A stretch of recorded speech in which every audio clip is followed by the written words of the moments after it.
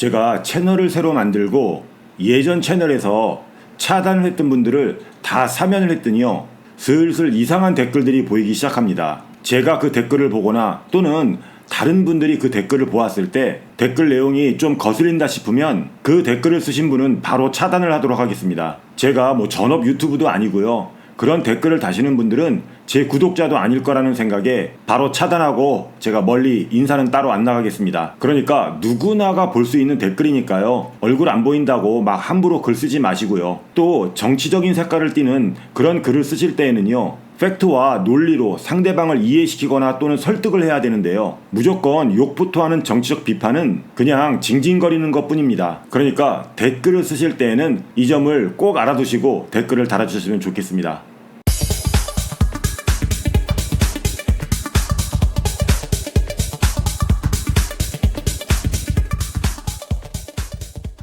안녕하십니까, 괌투브의 PD 아저씨입니다. 태풍 마와르가 괌을 강타하고 만 이틀이 지났습니다. 현재 괌의 상황은 여전히 거의 섬 전체가 정전이고 물도 나오지 않습니다. 영상을 찍고 편집을 해서 업로드를 해서 여러분들이 보시는 때쯤이면 지역적으로 물이 나오는 곳도 있을 것이고요, 또 전기도 공급이 되는 일부 지역이 있을 거라고 생각을 합니다. 저도 여러 매체를 통해서 한국에서의 뉴스를 접했는데요, 그런데 제가 한국 뉴스를 접하다 보니까 조금은 과장되게 보도가 되는 부분이 있고, 또 괌 현지에 와 계신 관광객 입장에서 인터뷰를 하는 그런 영상들을 보니까요, 조금은 좀 답답한 마음이 들더라고요. 대부분의 뉴스 내용은 거의 맞습니다. 2002년 태풍 봉선화 이후 그해 버금가는 슈퍼 태풍이 괌을 관통했고요. 태풍의 이동 속도가 여타 다른 태풍에 비해서 굉장히 느렸기 때문에 자그마치 12시간 동안 태풍의 눈이 괌을 품고 있었다고 해도 과언이 아닐 정도로 오랫동안 괌에 머물러 있었습니다. 그러다 보니까 그 시간 동안 굉장히 강한 바람이 불었고요, 그리고 비도 양동이로 퍼붓는 것처럼 굉장히 많이 쏟아져 내렸습니다. 어떤 관광객분의 인터뷰를 보니까요, 건물이 무너질 것처럼 흔들리고 비가 새서 카펫이 젖을 정도였다고 했는데요, 그분이 머물렀던 호텔은 두지탄이라는 호텔입니다. 괌에 있는 호텔 중에서 가장 인기가 있는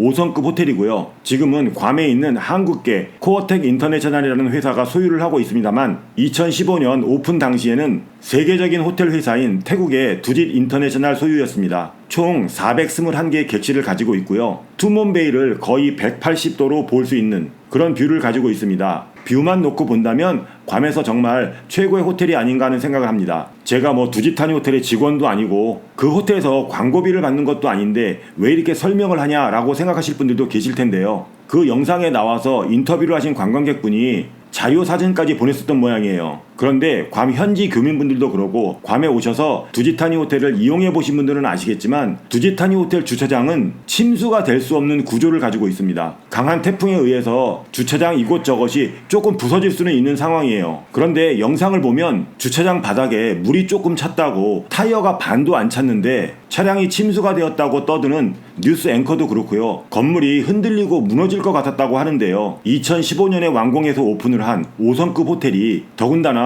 내진 설계라든가 또는 태풍에 대한 어느 정도 방어에 대한 그런 설계가 있는데도 불구하고 마치 난림 공사를 하거나 물이 차서 차량들이 침수가 됐다 이런 식으로 말씀하는 건 좀 답답하더라고요. 여러분, 이번에 괌을 관통한 태풍 마와르는 2022년 한국을 강타한 흰남노라는 태풍과 거의 비슷한 태풍이었습니다. 그럼 2022년 흰남노가 강타한 한국은 과연 어땠을까요? 2022년 대한민국은 태풍 흰남노로 인해서 14명이 사망하고 6명이 부상을 당했습니다. 전국적으로 162건 66,341호가 정전 피해를 입었고요, 제주도에서만 7,968가구가 정전이 되고 가옥이 침수하는 바람에 임시 거주시설로 대피한 인원만 2,900명이 넘습니다. 아시겠지만 부산은 말도 못했죠. 마린시티는 물론이고요, LCT도 건물 자체에 굉장히 타격을 입었고요, 부산 해안가는 초토화가 되었습니다. 솔직히 이번에 괌을 강타한 비슷한 급의 2022년 흰남노에게 두드려 맞은 한국과 비교를 하자면 한국은 카운터 펀치를 맞은 반면에 괌은 그냥 잽 한 방 맞은 거나 다름이 없습니다. 일부 주민분들이나 관광객분들 그리고 한국에서 뉴스를 접하시는 여러분들은 어떻게 생각하실지 모르겠지만 그만큼 괌은 태풍의 펀치에 대해서 어느 정도 가드를 좀 올리고 있었습니다. 공식적인 피해 발표가 있어야 확실히 알 수 있겠지만 차량의 파손 정도나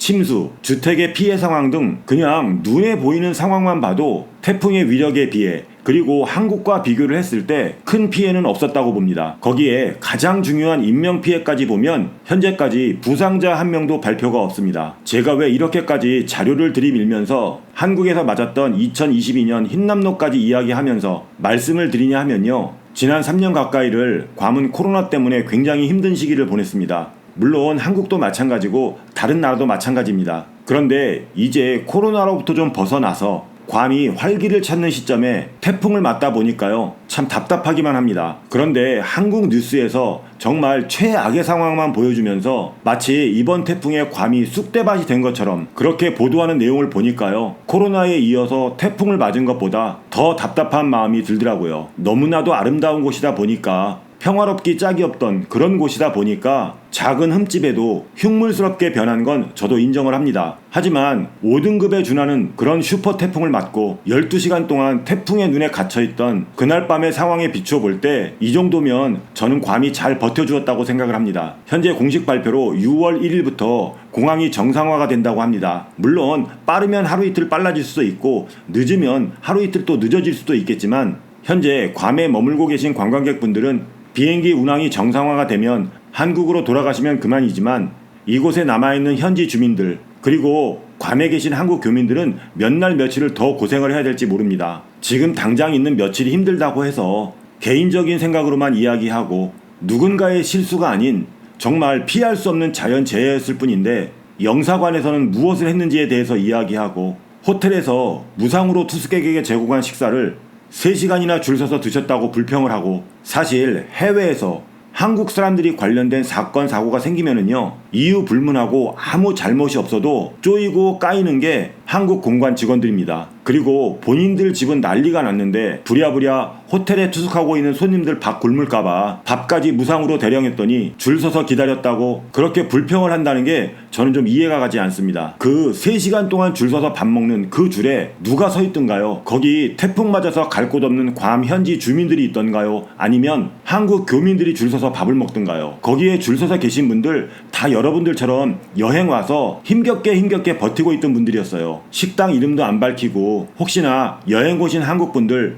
식사라도 거르실까봐 24시간 동안 고기 반찬 식사며 음료수며 술까지 대접하면서 무료 픽업까지 가겠다고 했던 교민분이 운영하시는 마음 따뜻한 그런 식당도 있었고요. 한인 단톡방에 호텔을 연장하지 못해서 노숙하게 생겼다고 이런 글들을 올리니까요. 누추하지만 방 한 칸이라도 내드리겠다던 그런 마음 따뜻한 교민분들의 이야기는 온데간데가 없고요. 그냥 온통 불평 불만 그리고 무서웠다는 이야기뿐입니다. 제가 보잘것없는 유튜버고 또 구독자도 별로 없는 그런 유튜버지만요. 가슴 따뜻한 그 식당 주인분의 허락을 받아서 꼭 그 식당 이름은 거론을 하도록 하겠습니다.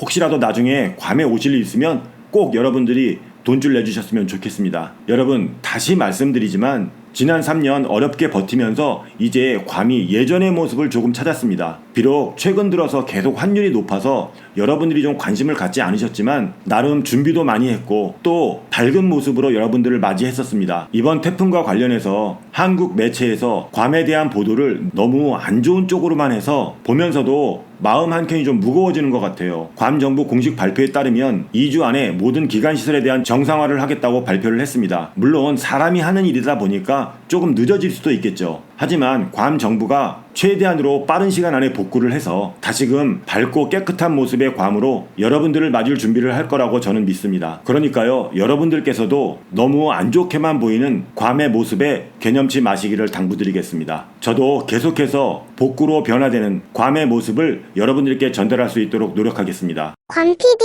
아저씨.